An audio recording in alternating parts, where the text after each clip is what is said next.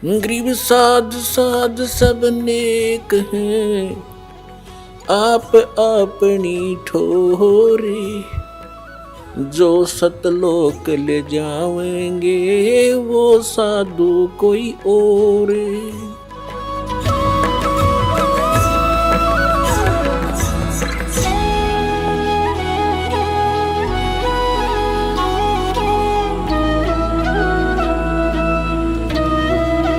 तो यहां परमात्मा कहते हैं अगम निगम को खोज ले, बुद्धि विवेक विचार, उदय अस्त का राज मिले, तो बिन नाम बेगार।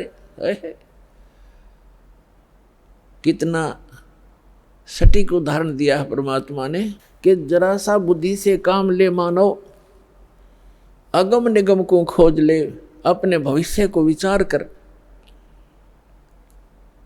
और बुद्धि विवेक विचार उदय अस्त का राज मिले, तो वे नाम बेगार।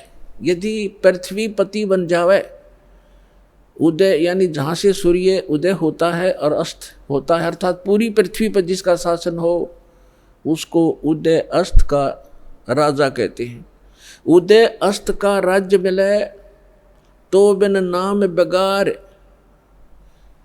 अब बेगार तो अब शायद किसी बच्चों को ना याद हो, डिफाइन करना पड़ेगा उसको। पहले सन 60 के बाद 66-67 में 68 के अंदर हरियाणा में प्रांत अलग हो गया था, इसमें इतना विकास नहीं था, सड़कें बन गई। फिर ये 3 व्हीलर चला करते थे पेट्रोल के, ये बड़े बड़े जिनको 3 पहियों वाले 3 व्हीलर के बड़े वाले, और वो गांव से शहर में जाया करते थे।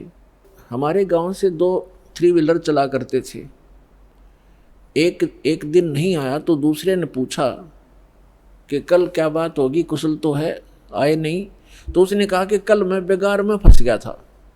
बेगार क्या होती थी, पहले पुलिस वालों के पास ये अपने सरकारी व्हीकल नहीं होते थे, जीप वगैरह, ये ऐसे ही किसी की जीप पकड़ लेते, एक दिन किसी का 3 व्हीलर पकड़ लेते, कोई 4 व्हीलर ज़बरदस्ती ले लेते, और उसको सारा दिन अपना जो भी उनके काम होते 10-5 गांवों में, कितना रेड मारनी होती, कितना शराब पकड़नी होती, कोई चोर पकड़ना होता या क्रिमिनल आदमी पकड़ने होते, तो उनको ले जाते थे। वो पेट्रोल भी अपने पल्ले से डाला करता व्हीकल वाला, और सारा दिन उसका पहिया नहीं टेकने देते।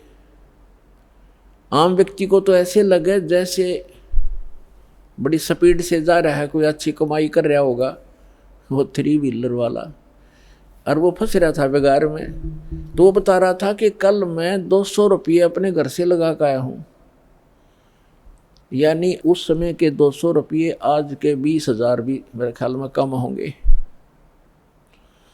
कह रहा था 200 रुपये का पेट्रोल अपने पल्ले से लगाया, सारे सुबह ले गए मुझे पकड़कर 6 बजे, रात के 11-12 बजे छोड़ा मुझे। 200 रुपये का तेल लग गया और पल्ले से रोटी खानी थी, तो कल मैं बेगार में फंस गया। अब क्या था कि सारा दिन वो चलता तो खूब दिखाई दिया, पहिया टेका नहीं, बहुत स्पीड, इधर चल उधर चल, और इनकम एक नए पैसे की नहीं थी, खर्चा सारा का सारा था। इसको कहते हैं बेगार। तो जो राजा लोग या सेठ या अन्य कोई भी व्यक्ति समझो, अब जब राजा को ही इसलिए लिया जाता है, बाकी अन्य नागरिक तो अपने आप अपने औकात से परिचित हो जाते हैं। जब राजा भी जो भक्ति नहीं करता, वो भी बिगाड़ कर रहा है, तो आम व्यक्ति भी उससे अपनी तुलना कर सकता है कि जो भक्ति नहीं करता और केवल माया जोड़न में लाग रहा है, तो वो राजा पूर्व जन्म की जो पुण्य कर्मों की कमाई थी, उसके आधार से, उस पूंजी से उसके खूब ठाठ बाट दिखाई देते हैं, जय जयकार हो रही है, जहाँ जाते हैं माला डालने वाले और जयकार करने वाले हैं, बैंड बाजा बजाने वाले खूब हैं उसके आगे पीछे। और वो भोली आत्मा अपने पूर्व जन्म की वो बैटरी को, अपने पूर्व जन्म की कमाई को समाप्त कर रहा है, आगे चार्जर है नहीं, यानी भविष्य की भक्ति वो कर नहीं रहा, तो वो राजा बेगार कर रहा, बेगार। अपनी पूंजी को नाश कर रहा है और पल की चैन नहीं।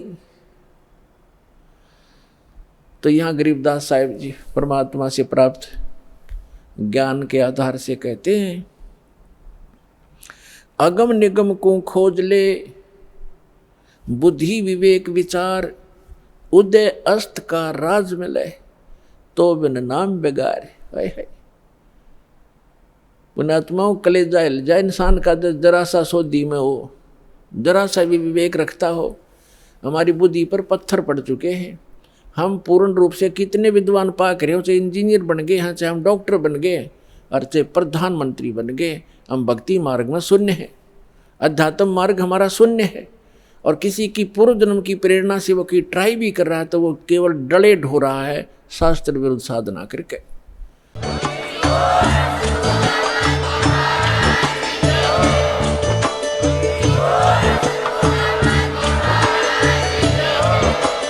आप सुन रहे थे जगत गुरु तत्वदर्शी संत रामपाल जी महाराज जी के मंगल प्रवचन। अधिक जानकारी के लिए विजिट कीजिए हमारी वेबसाइट www.jagatgururampalji.org। संत रामपाल जी महाराज जी के शुभ आशीर्वाद से पूरे विश्व भर में 500 से भी ज्यादा नाम दीक्षा केंद्र हैं, जिन पर संत रामपाल जी महाराज जी द्वारा ऑनलाइन निशुल्क नाम दीक्षा दी जा रही है। अपने नजदीकी नाम दीक्षा केंद्र का पता करने के लिए संपर्क करें 8222880541।